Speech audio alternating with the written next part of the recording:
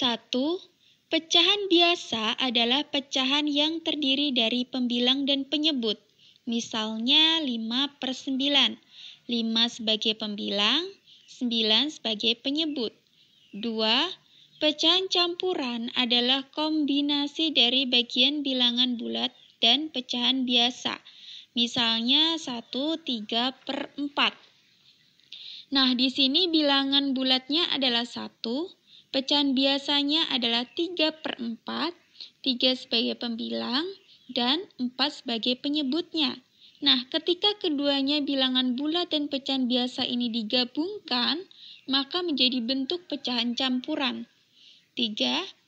Pecahan desimal adalah bentuk lain dari penghitungan pecahan yang ditandai dengan adanya tanda koma. Misalnya 0,3. 4. Persen adalah per 100, merupakan sebuah angka atau perbandingan rasio untuk menyatakan pecahan dari 100. Lambangnya dapat kita lihat di sini, angkanya misalnya 25%. Sebelum kita ubahlah pecahan campuran 2/3/4 menjadi pecahan biasa. Penyelesaian, kita lihat 2/3/4 sama dengan 2 ditambah 3/4. Kita kalikan penyebut dengan bilangan bulatnya, yaitu 4 dikali 2 sama dengan 8/4. Ditambah pecahan biasanya, yaitu 3/4. Kita jumlahkan pembilang dengan pembilang. 8 ditambah 3 sama dengan 11/4. Penyebutnya tetap ya. Jadi, 2/3/4 sama dengan 11/4. Nilai tempat pecahan desimal. Mengubah Contoh 1. Ubahlah desimal 0,1 menjadi pecahan biasa. Penyelesaian, kita ikuti pada catatan sebelumnya, bahwa kita bagi bilangan desimal dengan 1. Nah, di sini kan bilangan desimalnya ada 0,1. Kemudian kita bagi dengan 1. Kita tulis 0,1/1. Setelah itu, perhatikan banyaknya angka yang berada di belakang koma. Kita lihat di sini, 0,1 mempunyai satu angka di belakang koma, yaitu angka 1. Untuk bilangan dengan 1 angka di belakang koma, kalikan dengan 10 pembilang dan penyebutnya. Jadi, kita lihat di sini, 0,1 dikali 10/1 dikali 10. Setelah itu, kita kalikan pembilang dengan pembilang. 0,1 dikali 10 sama dengan 1. Dan penyebut dengan penyebut. 1 dikali 10 sama dengan 10.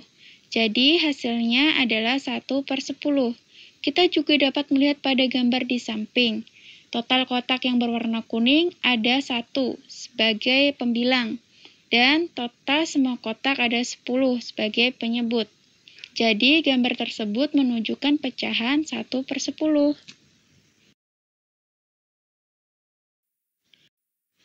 Nol posisinya itu sebagai satuan, 3 posisinya adalah 1/10-an. Nah, karena angka paling kanannya itu 1/10-an, berarti jawabannya sama dengan per 10. Nah, untuk atasnya gimana kak? Untuk atasnya ya tinggal kita pindahin aja angkanya ini.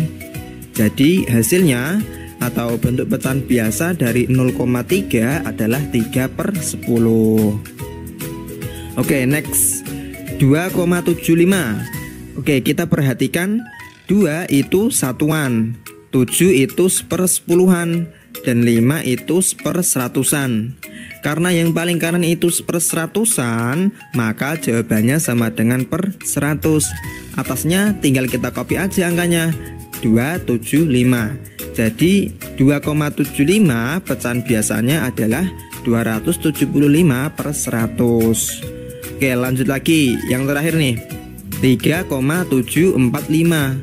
3 itu satuan, 7 adalah sepersepuluhan, 4 itu seperseratusan, dan 5 itu seperseribuan.